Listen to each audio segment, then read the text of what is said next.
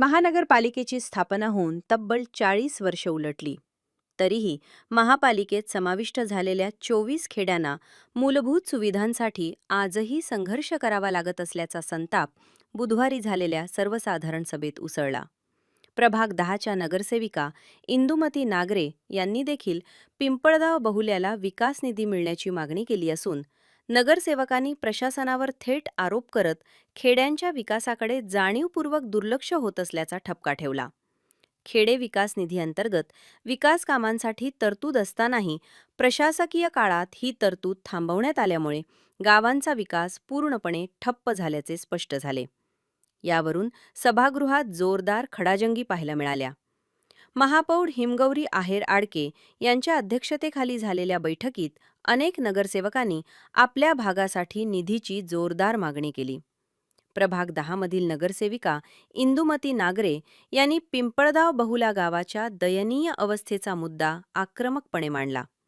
त्यांनी सांगितले की गावात अद्यापही मूलभूत सुविधा अपुऱ्या आहेत. विशेषतः पावसाळ्यात मळे भागातील नागरिकांचा गावाशी संपर्क तुटतो. नाल्यावर पूल नसल्याने नागरिकांना जीव धोक्यात घालून प्रवास करावा लागतो. या पार्श्वभूमीवर तातडीने पूल बांधकामासह इतर विकास कामांसाठी भरीव निधी द्यावा अशी ठाम मागणी त्यांनी केली.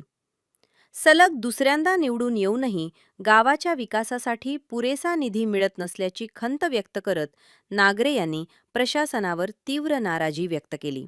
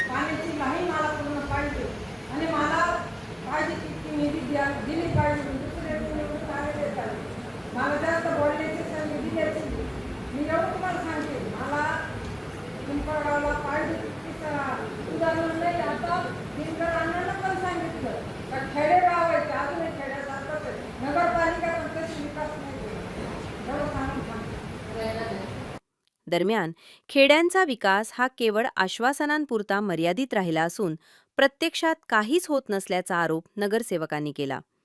त्यामुळे आगामी काळात या प्रश्नावर आणखी तीव्र आंदोलन उभे राहण्याची चिन्हे स्पष्ट दिसत आहेत.